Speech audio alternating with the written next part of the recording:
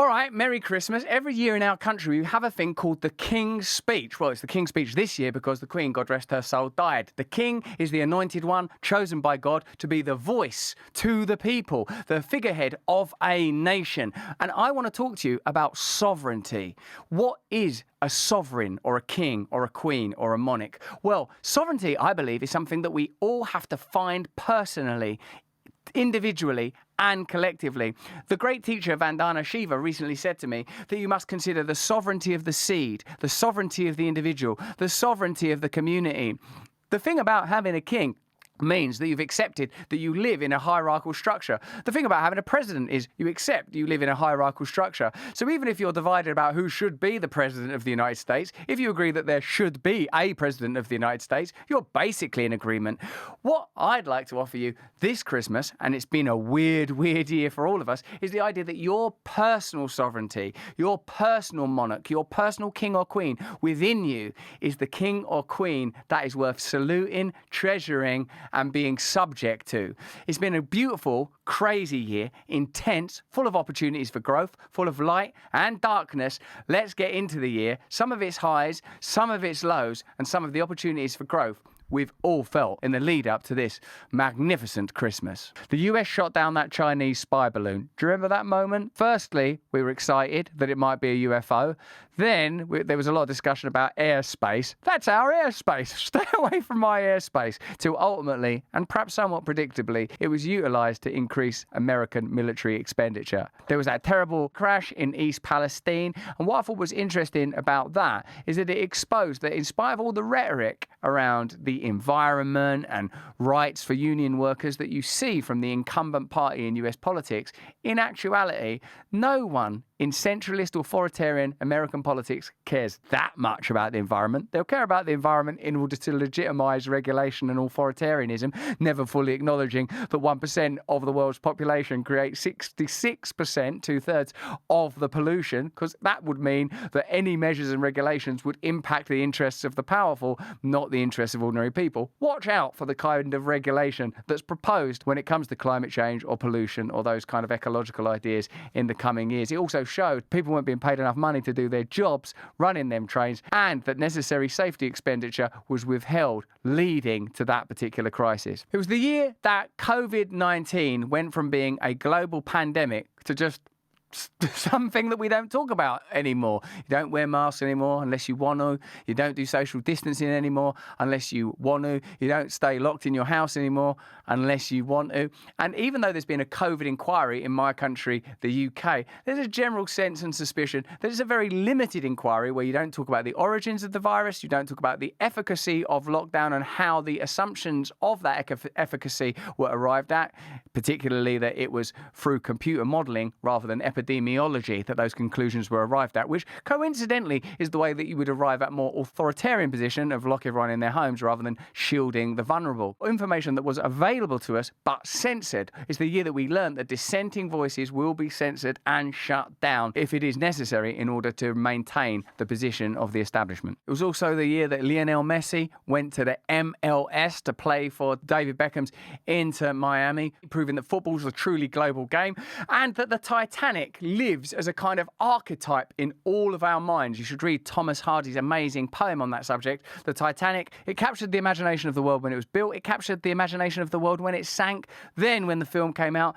and then when we went to the depths to re-explore it, and even that ended in tragedy, almost as if there are myths of the modern age that tell us something about what takes place at depth. And when you read Thomas Hardy's poem, you might get an idea of what that is. In our country, we lost the Queen and gained a king. And then there were one or two things that impacted me quite heavily personally towards the end of the year. But even those things can be used to mobilise inward change and help me to recognise how the world really functions. What is the role of the institutional media? To amplify the message of the powerful, to shut down and crush dissent, to ensure that there is one narrative or potentially two narratives that keep people in a state of perpetual fear, and that dissenting voices will always be opposed, challenged and shut down when necessary.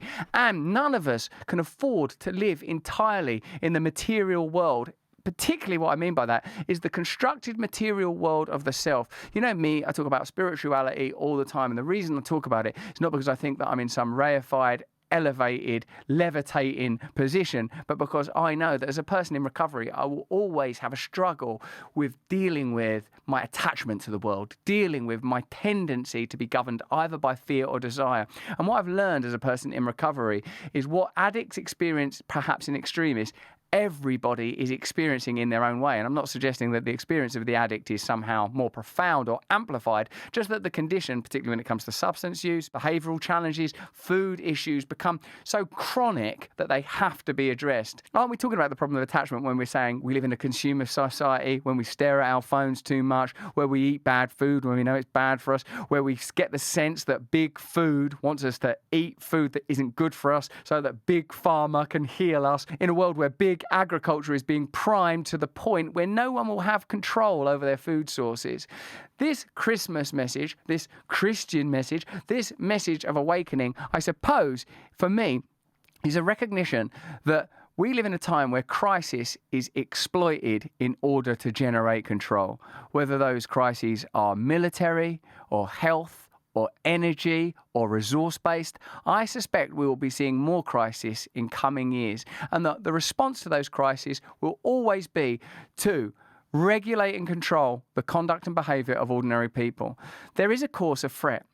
Independent media and the ability to communicate that we are engaging in right now means that as soon as a narrative emerges that's about control, that's about fear, counter-narratives can almost simultaneously be launched. You'll see this again and again now, whether it's the Nord Stream pipeline, whether it's the idea that dictatorship in the future will resemble dictatorship in the past, i.e. charismatic populist figures, rather than potentially technological dictatorships that use bureaucracy to shut down people's rights, use the legacy media to normalise the agenda of the powerful, amplify their messaging, and shut down any contrary or dissenting movements. We're already living in a kind of technological dictatorship. If you want to know the limits of your freedom, try moving around a little bit and you'll see how long your chains are. The point, I suppose, of Christmas, the original point, whether it's a pagan point, a pantheistic point, or heaven forfend, a Christian point, is that change is possible. Isn't that the message of Christ? That we can let go of who we are and find comfort in him. I love that bit from Galatians.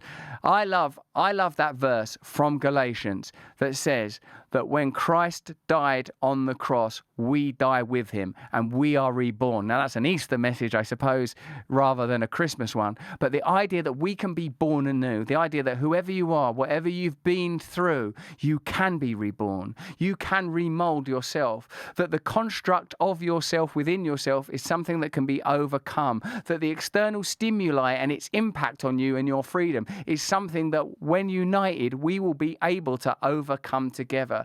That the message that we can reform the world in an image of greatness is a message that we need now, perhaps more than ever.